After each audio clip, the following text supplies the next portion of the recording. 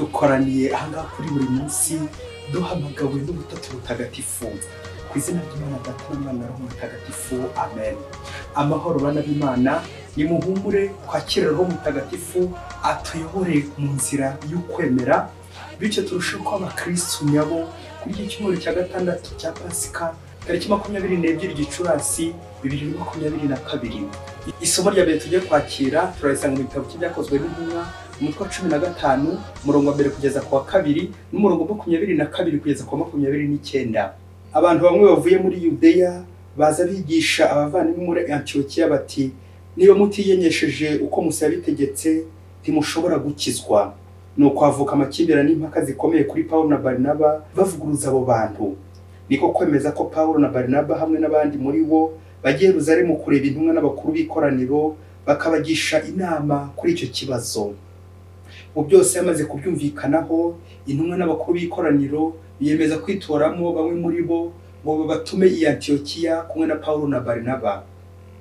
Nuko hatorwa Yuda witwa Barisaba na Silasi, abantu b'Imana mu bavandimwe. Urwo rwandiko babahaye rwagiraga ruti, twebwe intumwa abakuru b'ikoraniro n'abavandimwe turabaramutsa abavandimwe bacu abanyamahanga bari Antiokiya muri Siriya no muri Silisiya. Kumvise ko bamwe muri twe bababwiye amagambo yo kubakangaranya no kubakura umutima, kandi tutigeze tubatuma. None twahuje umugambi wo gutoranya abantu ngo tubabatumeho, bazanye na Pawulo na Barinaba inshuti zacu dukunda, kuko bahaza amagara yabo kubera izina ry'Umwami wacu Yesu Kristu. Tubatumyeho rero Yuda na Silasi kugira ngo nabo ubwabo basobanurire ibyo tubandikiye. Byanogeye rero Roho Mutagatifu kimwe natwe kutagira undi mutwaro tubagerekaho utari aya mabwiriza ya ngombwa. Mwirinde kurya inyama zatambiwe ibigirwamana n'amaraso n'inyama z'inyamaswa zanizwe, mwirinde n'ubukozi bw'ibibi. Nimureka gukora ibyo muzaba mugenjeje neza, nimugire amahoro. Iryo ni ijambo ry'Imana. Zaburi ya 67. Mana yacu, imiryango yose ni gusingiriza icyarimwe. Twereka uruhanga rwa rubengerana kugira ngo ku isi bazamenye ko ari wowe ugenga, n'amahanga yose amenye ko ari wowe ukiza. Amoko yose nishima ririmbe, kuko utegekana ubutabera ibihugu byose, ukagenga amahanga yose y'isi. Nyagasani Imana yacu aduhunda cy'imigisha, Imana niduha umugisha kandi niyubahwe n'isi yose aho ivikagera. Isomo rya kabiri ryo mu gitabo cy'ibyahishuwe umutwe wa 21 umurongo wa 10 kugeza ku wa 14, wa 22 kugeza ku wa 23. Ngewe Yohani mbona umumarayika anjyana buruho ku musozi munini kandi muremure, maze anyereka umurwa mutagatifu Yerusalemu yurukaga iva mu ijuru ku Mana. Wararabagiranaga wisesuye ikuzo ry'Imana ubwayo, ububengerane bwawo bwari bumeze nk'ibuye ry'agaciro gakomeye, mbese nk'ibuye rya yasipi ibonerana. Uwo murwa waruzengurutswe n'inkike nini kandi ndende, ukagira amarembo 12, kandi kuri ayo marembo hakaba abamarayika 12 n'amazina yanditseho. Ayo mazina na y'imiryango 12 ya Isiraheli. Mu burasirazuba hari amarembo 3, mu majyaruguru amarembo 3, mu majyepfo amarembo 3, no mu burengerazuba amarembo 3. Inkike zikikije uwo murwa zari zubatse ku mfatizo 12 zanditseho amazina y'intumwa 12 za ntama. Ariko rero nta ngoro nabonye muri uwo murwa, kuko ingoro yawo ari Nyagasani nyirizina, Imana ishobora byose hamwe na ntama. Uwo murwa ntukeneye izuba cyangwa ukwezi kugira ngo biwumurikire, kuko umurikirwa n'ikuzo ry'Imana, kandi na ntama akaba ari urumuri rwawo. Iryo ni ijambo ry'Imana. Nyagasani Yesu nabane namwe. Amagambo mu Ivanjili ntagatifu yanditswe na Yohani umutwe wa 14 umurongo 23 kugeza ku 29. Muri icyo gihe Yesu akiva kuri iyi si ngo asange se, yabwiye abigishwa be ati, umuntu nkunda azubaha ijambo ryanjye, Data azamukunda maze tuzaziwe tubane nawe. Utankunda ntamenye n'ijambo ryanjye, kandi ijambo mwumvise si ryanjye, ni irya Data wantumye. Ibyo mbibabwiye ngiri kumwe namwe, ariko umuvugizi Roho Mutagatifu Data azohereza mu izina ryanjye, niwe uzabigisha byose kandi abibutse n'ibyo nababwiye byose. Mbasigiye amahoro, mbahaye amahoro yanjye, sinyabahaye nk'uko isi yatanga. Ntimukuke umutima kandi ntimugire ubwoba. Mwumvise ko nababwiye nti nagiye kandi nzagaruka mbasange. Iyaba mwankundaga mwakwishimira ko nsanze Data, kuko Data anduta. dore mbabwiye igihe cyabyo kitaragera kugira ngo nibiba muzemere. Iyo ivanjiri ntagatifu. Bakristo bavandimwe muri Kristu, nidukomere nyine muri Kristu, tugumemo. Niho hari amahoro nyayo, amahoro y'ukuri. Ya mvugo igira iti l'autorité n'est jamais absente, ngo nta na rimwe umuyobozi akerererwa, asiba, abura. Buri gihe umuyobozi aba ahari. Rero bakristo bavandimwe, Imana niyo muyobozi mukuru, autorité par excellence. La Sainte Trinité, ubutatu butagatifu, umugambi wayo wo gucungura abantu, kubakiza, création et salut. Ubwo butatu butagatifu bufite umurongo, organisation, ku buryo buri wese afite umurimo we, ngo abantu bakire, abantu bamererwe neza, bahirwe, bazagere mu ijuru. Ndakubwiza ukuri, nta na rimwe rero ushobora gusiba cyangwa ukerererwe ku mukiro w'abantu twebwe bana b'Imana. Kuri iki cyumweru turumva Yezu ari gusezera kube. Hari wagira ngo Imana isizimira ku isi, ariko jamais nta vide, nta cyo gishobora kuba kiri aho ngaho cy'Imana nyine. Imana ibihari buri gihe cyose. Rero nta cyo cyo mu butatu butagatifu. Kubw'iyo mpamvu rero kuri iki cyumweru cya gatandatu cya Pasika tujya kuzirikana ku mupersona wa gatatu, Roho Mutagatifu. Ubwo aya masomo matagatifu hari ukuntu bajya bamugarukaho Roho Mutagatifu. Ngiye rero ingingo remezo tugiye kwibandaho igira iti kuba umukristo nyawe. Biraza rero kunsabye ibintu bitatu by'ibanze ngomba kuba nujuje hamwe n'ibyanditswe bitagatifu by'uyu munsi. Kuba umukristo nyawe birasabye na mbere kuyoborwa na Roho Mutagatifu. Icya kabiri ni ukugira urukundo, rwa rukundo nyine rufasha kuguma mu Mana.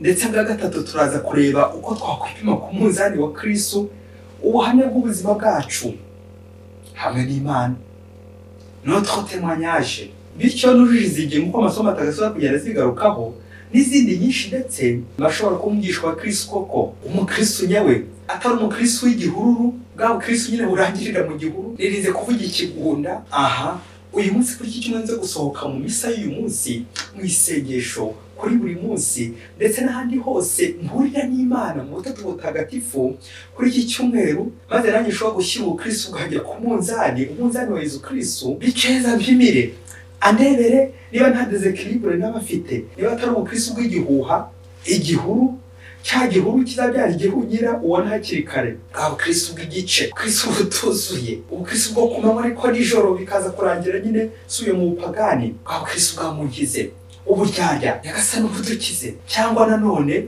nakwishimira ko naza gusohoka nyine mfite ubuzima buzira umuze bukomeye muri Kristo, bityo nkaguma wese muri Kristo koko. Reka duhere ku ngingo ya mbere, kuyoborwa na Roho Mutagatifu. Aya masomo riche en esprit saint akize kuri Roho Mutagatifu, ugomba kuyobora abigishwa ba Kristu. Ubwo aya masomo nyine yagarutse kuri Roho Mutagatifu. Isomo rya mbere kumvise uyo Roho Mutagatifu yamurikiye intumwa, maze bakabasha kujya inama, réunion, le dialogue, ku kibazo cyari cyavutse.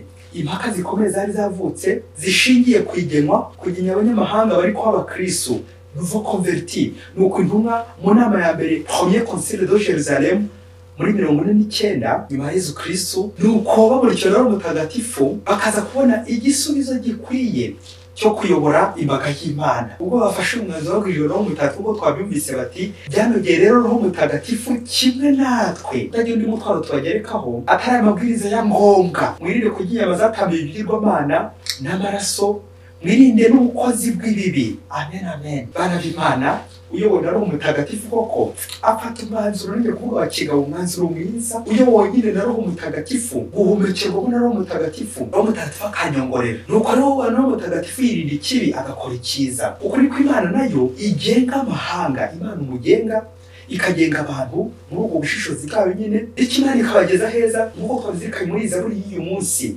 Zaburi y'uyu munsi yabigarutseho, Imana niyo mugenga nyine. N'isomo rya kabiri twabyumvise ko Roho Mutagatifu, Yohani intumwa nibonekerwa rye aremeza uruhare rwa Roho Mutagatifu ubwo yagize ati, njyewe Yohani mbona umumarayika anjyana mu roho ku musozi munini kandi muremure, maze anyereka umurwa mutagatifu Yerusalemu yurukaga iva mu ijuru ku Mana. Amen. Gutwarwa Roho, an ecstasy, guhumekerwamo na Roho Mutagatifu, nguko bavanywe guhura n'Imana. Imana akaba ari ingenga, Imana akaba ari inyobora, ikanyobora kandi aheza. Nuko igisubizo nanjye kuvuga gitagatifu kuri uyu murwa nyine Yerusalemu, cyangwa n'undi wese uyoborwa na Roho Mutagatifu, nk'uko Yohani yabigarutseho muri iki gitabo cy'ibyahishuwe ati umuntu ntukeneye izuba cyangwa ukwezi kugira ngo bimurikire, kuko umurikirwa n'ikuzo ry'Imana kandi na ntama akaba urumuri rwawo. Amen. Nguko abakristo bavandimwe, Roho Mutagatifu amurikira abantu bakabona, bityo ntibayobe, akamurikira abakristo mu nzira y'ukwemera, bityo bakaba Kristu nyabo bafite urumuri. Roho w'Imana warakoze. Roho Mutagatifu afite n'amazina menshi, ari Roho w'ukuri, Roho Mujyanama, Roho w'Imana, Roho Umuvugizi n'andi menshi. Ariko reka tugaruke kuri iri ngiri ivanjiri yavuzeho Roho Umuvugizi. Ubwo Yesu yagize ati umuvugizi Roho Mutagatifu Data azohereza mu izina ryanjye, niwe uzabigisha byose kandi abibutse n'ibyo nababwiye byose. Amen.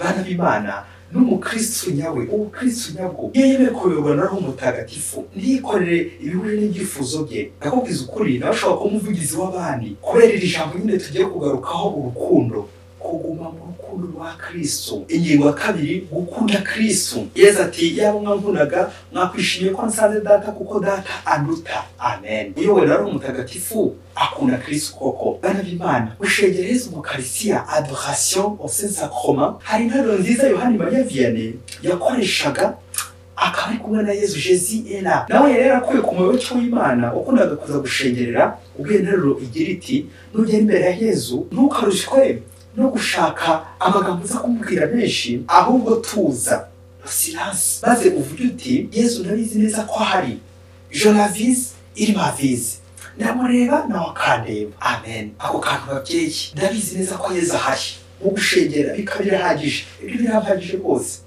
Kuba Yesu ankunda nanone birahagije. Yesu nubwo nanjye urukundo rwanjye rwaba ruke, ariko burya amahirwe mfite nuko Yesu akunda. Ariko se nanone bakristo bavandimwe, akandirimbo w'umuhanzi ati ukunda utagukunda ni nk'imvura igwa mu ishyamba. Mubyeyi yihangane ukurure iyi foto y'umuntu wenda w'umuturanyi uhora gutaramira buri munsi kugusura, inshuro utabara yewe nawe akazi wawe pe, akicara akakuganiriza, ariko wowe akambye kuvuga ukiteho ukitondere ugaca akarongo. Ariko wowe habe n'inshuro n'imwe ngo uragera iwe ngo nawe umusure ngo nawe umuganirize. Ese uwo muntu arababaye cyangwa yishimye? Ibaze nanjye nibaze. Uru rukundo rumeze gutya ni nk'imvura igwa mu ishyamba. Mukobwa, musore, ongera unkurure ifoto y'umuntu ukunda, yewe ukabona bimubwiye, yewe ukanabimwereka ndetse n'ibimenyetso byinshi, ariko we icye akagutera indobo watagukunda pe, nta n'icyo bimubwiye, ntanakwereke n'inyinya. Ngura icyo gitebo cy'agahinda waba ufite, iyo foto yuzuye agahinda n'umubabaro. Ndakubwiza ukuri, wowe niyo bitarakubaho, wa munyarwanda ati uri Rwanda uzabona. Ukunda utagukunda ababyeyi ni nk'imvura igwa mu ishyamba. Izo foto zose uzikusanye n'izindi nyinshi cyane nawe zikwereka uburyo Yesu agukunda kandi akankunda, ariko twebwe tukamwishyura iki? Uburyari, kutamukunda. Rero ntabwo twaba dutaniye na Yuda. Ugaruka cyane muri ivanjiri, Yesu amara kugaburira, amaze koza ibirenge, kwa rukundo Yesu amaze kumuraga, nuko agahita asohoka ako kanya agiye kumugirira gute? Agiye kumuhururiza abamwica ngo urwa rukundo rw'igihururu. Abasangiye na Yesu, abakristo abahabwa Yesu, nabo Kristo mu gihuru, cya gihuru kizajya gihunyira ukibona hakiri kare. Yesu uturinde, utube hafi. Yesu babara kuko urukundo rwanjye ruke rudashyitse, babarira Yesu. Ese iyo nisuzumye ngewe Kristo bwanjye uba ruko gukunda Yesu urashyitse. Ingingo ya gatatu, kujya ku munzani wa Yesu Kristo mu buhamya bw'ubuzima bwanjye bwa buri munsi. Mon témoignage avec Jésus. Ahangaha nyine niho ngaragarira ubuhamya nibwo bugaragaza koko niba ndi umukristo nyawe cyangwa niba umukristo bwajya rw'igihogere, igihururu n'ibindi byinshi cyane. Ubwo tujye kwibana kuri iyi kontekisi y'ivanjiri y'iki cyumweru, ubwo iyi vanjiri Yesu aje gusubiza iki kibazo, ubwo batubwira mu murongo ubanziriza ukuntu Yuda utari Isikariyota yamubajije ati Nyagasani utewe n'iki kutwiyereka ntiwiyereke isi? Bana b'Imana, kimwe n'abandi bayahudi bose n'intumwa sur le messianisme zari zitarasobanukirwa neza Mesiya uwo ari we, uburyo zumvaga Mesiya nk'umutegetsi ukaze cyane, uzaza afite imbaraga nyinshi cyane, intwaro sinakubwira, ukomeye ku rwego rw'isi, politikoma kafite ububasha. Yesu rero muri ivanjiri akabonaho kumusubiza, amwereka uwo yiyereka uwo ari we, ati unkunda azubaha ijambo ryanjye, Data azamukunda maze tuzaziwe tubane nawe. Amen. Guturwamo n'ubutatu butagatifu ku muntu ukunda Yesu. Natwe abakristo bo muri iki gihe niduhema gufata Imana no kumva ku myumvire yacu ku rwego rwacu, ku buryo biri rw'ingenzi tugiye kuvuga. Uburyo bwa mbere ni ugufata Imana nk'umupolitisiye cyangwa umumagicien, umupfumu, umutegetsi ukanganye, waho uza kudusubiza byihuse akadukorera ibitangaza, wambuza kuduhomborera abanzi bacu, akadutsindira kakava. Naho ubwa kabiri uko twakumva Yesu ni muri cya gihe cy'ibibazo nk'abakristo, cyane cyane tukibwira ko Imana itari gutwumva, kwadutereranye, kwidahari, ko Imana itari gukora uko tubyifuza, bikajya rero tukifatira ibyemezo ngo Imana yatinze, Imana yakerewe bya bindi byacu, Imana yasibye, yasinziriye, nuko tukarambika ubu bwa Kristu bw'ibice babyeyi. Nyamara umuhanga yaravuze ati Dieu n'est jamais en retard, c'est l'homme qui est impatient.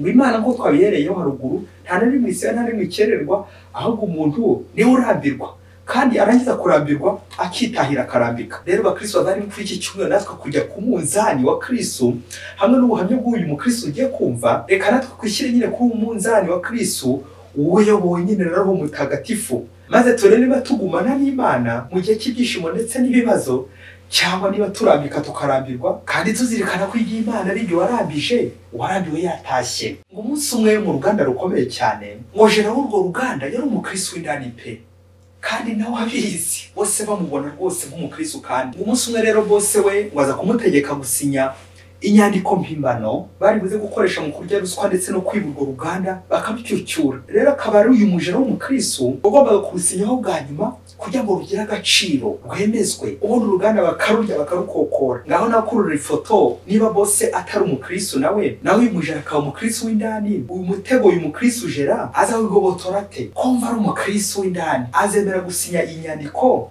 bityo barya uru ruganda barwibe? Nuko umukristo agomba gusinya nyine bwa nyuma kuri izi nyandiko. Ageze imbere ya bose birumvikana nk'umukristo yanga gusinya kwa rwandiko, ndetse ahamiriza bose ko atatinyuka na rimwe gukora ibintu bihabanye n'ubukristo bwe ndetse n'umutimanama we, kuko nyine ari umwana w'Imana kandi akubaha n'amategeko y'Imana. Ndetse uyu mukristo wacu yibutsa bose n'uyu murongo wa 23 w'umutwe wa 14 w'ivanjiri twakiriye none. Bigaragara ko umukristo koko yarazi Bibiliya malgré iki cyago agiye guhura nacyo, ko Imana imubuza kwiba ndetse n'umufatanya cyago ari bwo bwose. Nuko bosi ararakara maze aramubwira ati rero urwandiko niba utarusinye none akazi kagahita karangirira aha ngaha. Nuko wa mukristo arasohoka nkuko yarabimenyereye kubaza Yesu. Ako kantu bakristo bavandimwe, kujya kubaza Yesu ukuza kwitwara mu kibazo. Nuko uwo mukristo ajya mu kiliziya abaza Yesu icyaza gukora imbere y'iki kigeragezo, kugira ngo kandi adatakaza aka kazi ke, aka kazi yahangayikiye, aka kazi kamuhemba ku buryo bw'agatangaza, kamutunze kakamutungira nabe. Nuko umukristo agumye atabaza Yesu aho nyine mu ngoro, bigera hararambirwa. Umunsi uciye ikibu, yumva Yesu ntacyo musubiza kuri icyo kibazo, yumva Yesu atari kumusubiza vuba bwangu, kandi umunsi ugiye kurangira bagiye no kumwirukana, akaza kabuze, umushahara wubuze. Nuko muri ako kanya bose yongera kumuhamagara, ngaho nawe wumva ukuntu umutima ugiye kuregukira hejuru. Nuko wa mukristo afata icyemezo maze abwira Imana ati Mana rero nawe urabibona ko ntaho ngisigariye, ko ngiye gutakaza akazi naruhiye imyaka n'imyaka. Umva rero Mana, ngiye gusinya ruya rwandiko aho kugira ngo mbure kariya kazi. Rero ndahitamo kwandika nkigenga aho kugira ngo mbure kariya kazi. Nuko wa mukristo w'indani amaze gusinya kwa rwandiko, ageze imbere ya bose birumvikana, urumva amaze no gusinya, namwe mwumva ko nta kazi yakongera kubura, kuko nyine yuje ibisabwa nka bosi yari yamutegetse. Gutya akabakoza ugushaka kwa bosi, aza yeregera imbere ya bosi avec fierté, azi ko bosi agiye kumugorora by'agatangaza, kuko yamenye nyine ko agiye kurya y'amafaranga. Ageze kwa bosi gahofora uko byagenze, bosi aramureba maze aramubwira ati yewe nta bukristo bwawe buraho, nta kigenda cyawe, ndetse biranambabaje cyane ko nta mukristo dufite koko. Ndabaye cyane ko utari seriye, uzi ko iyo utakiza gusinya urwandiko hari umuntu ukomeye wari wasabye kumurangira